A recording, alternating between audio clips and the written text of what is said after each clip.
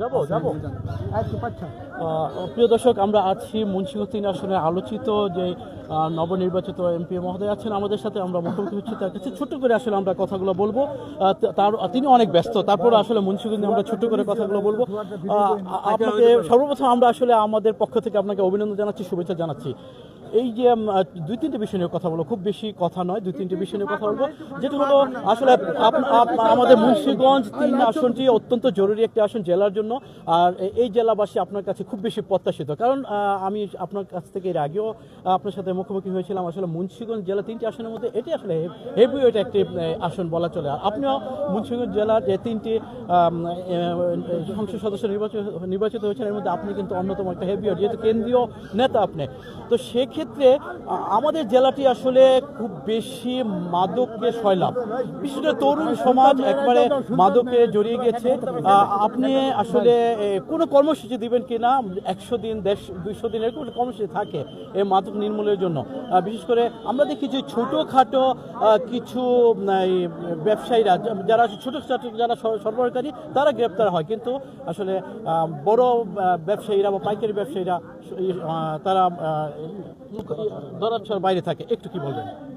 দেখুন, আপনার মাধ্যমে আমি মুন্সিগঞ্জ 3 আসনের বিশেষ করে রিকাবি বাজারে এখানে আমরা যে আসলাম উপস্থিত, এবং এখানে আমাদের সংগ্রামী আমাদের সভাপতি ছিলেন জসিম সাহেব, আমাদের একই আয়োজন। আমাদের একটা মেসেজ বলে দিতে চাই, সবার যে প্রত্যাশা, যেটি ইতিমধ্যে আমি যা বলেছি, আমার শেষ দিন পর্যন্ত প্রথম বাংলাদেশ আমার শেষ বাংলাদেশ, প্রথম বলা আমার, শেষ বলা একটাই।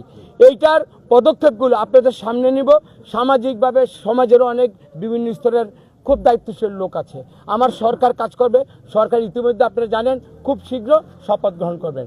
সরকারের শেপটাই যখন তৈরি হয়ে যাবে, মন্ত্রণালয় তৈরি হয়ে যাবে, আমরা মনে করি যা আমরা অ্যাড্রেস করেছি, যা আমরা চিহ্নিত করেছি, আপনারা চিহ্নিত করেছেন, মাদক হোক, জুয়া হোক, সেটা অবৈধ বালু উত্তোলন করাই হোক, যেটা মানুষ প্রত্যাশা করে জনপ্রতিনিধি হিসেবে আমার কাছে শতভাগ আমি আমার পবিত্র আমানত হিসেবে জিম্মাদারি নিয়ে আমি এই ব্যাপারে কোনো ছাড় দেওয়ার প্রশ্নই ওঠে না।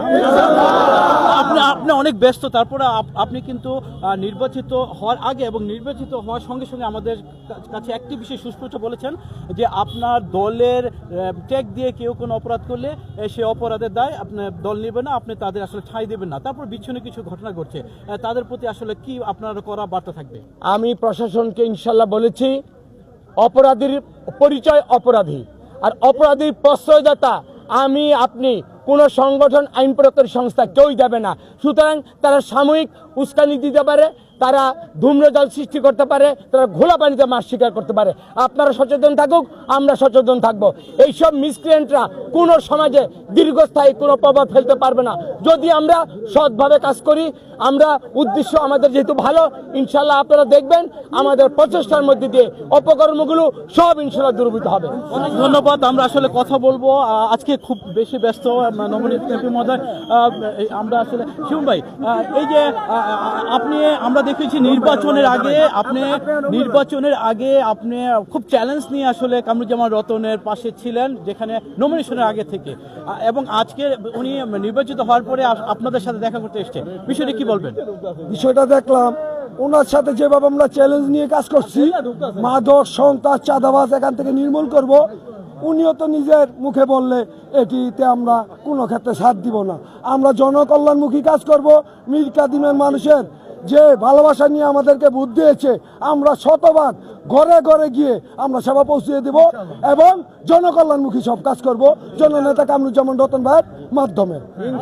এই যে বিষয়টি আপনার কাছ থেকে জানতে চাই, আমাদের খুব বেশি জানবার ইচ্ছে, যেন একজন নেতা বা একজন এমপি, একজন মন্ত্রী যখন হয়, তারা নির্বাচনের আগে একরকম থাকে, নির্বাচনের পরে অনেকটা বদলে যায়। তো সেক্ষেত্রে রতন ভাই নির্বাচিত হয়ে সে প্রত্যেকটা এলাকায় যাচ্ছে। আপনি আসলে এই আশাটা আসলে কতটুকু করেন যে রতন ভাই আসলে বদলাবে না?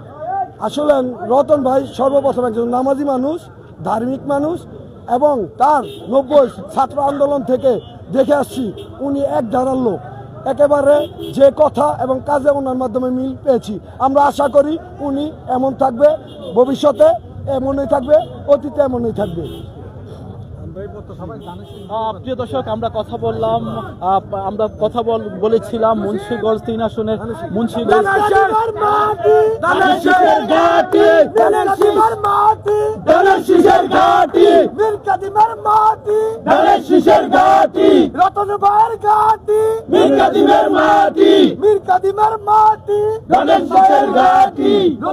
প্রশ্নটা বললে দিচ্ছি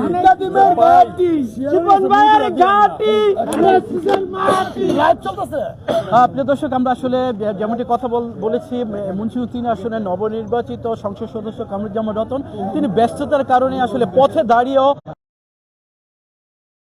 তিনি রেখেছে, ছোট্ট করে হলো তিনি আমাদের মুখোমুখি হয়েছে এবং তিনি এক কথায় বলে দিয়েছেন যে মুন্সিগঞ্জের যে নানাবিধ সমস্যা, বিশেষ করে মাদক, যোগাযোগ, আইন শৃঙ্খলা, তিনি নির্বাচনের আগে যেমনটি বলেছেন এবং তিনি যেসব সমস্যাগুলো অ্যাড্রেস করেছেন, আমাদের মাধ্যমে অ্যাড্রেস করেছেন, আমাদের মুখোমুখি হয়েছেন, আমাদের প্রশ্নের জবাব দিয়েছিলেন এবং নির্বাচিত হওয়ার পরে তিনি একই কথা বলছেন, যা অ্যাড্রেস করেছে তাই তিনি সফল কাম করবেন। নতুন করে আবার তিনি আমাদের একই কথা দিলেন।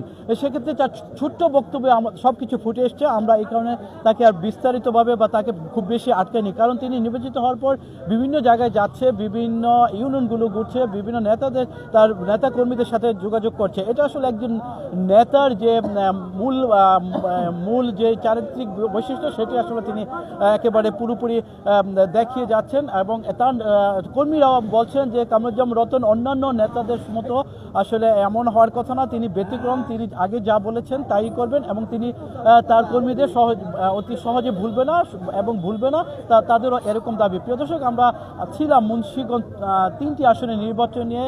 মুন্সিগঞ্জ টিভিতে আমরা কিন্তু নির্বাচনী হাওয়ায় বেসেছি। মুন্সিগঞ্জ টিভিতে আমরা কিন্তু একমাত্র আমরাই সংবাদ পরিবেশন করেছিলাম যে কার কোথায় কি হচ্ছে মুন্সিগঞ্জ 3টি আসনে। এবং নির্বাচনের শেষে অর্থাৎ ঠিক 4টা 30 মিনিটে আমরা পেটিশন দিয়েছিলাম যে মুন্সিগঞ্জ 1 আসনে কার সাথে কার লড়াই হবে, কে জিতে যাচ্ছে, মুন্সিগঞ্জ 2 আসনে কে জিতে যাচ্ছে, মুন্সিগঞ্জ 3 আসনে কামরুজ্জামান রতন কোথায় কোথায় এগিয়ে যাচ্ছে। অর্থাৎ মীর কাদিমের কথা বলেছিলাম, রামপালের কথা বলেছিলাম, বর্জজনীর কথা বলেছিলাম, গজারিয়ার কথা বলেছিলাম এবং সেই সব জায়গাগুলো আমাদের যে পেটিশন, সেই পেটিশনগুলো সব কিছু মিলেছে। প্রিয় দর্শক, সবাই ভালো থাকুন, সুস্থ থাকুন, মুন্সিগঞ্জ টিভির সাথে থাকুন, সংবাদের সাথে। আল্লাহ হাফেজ।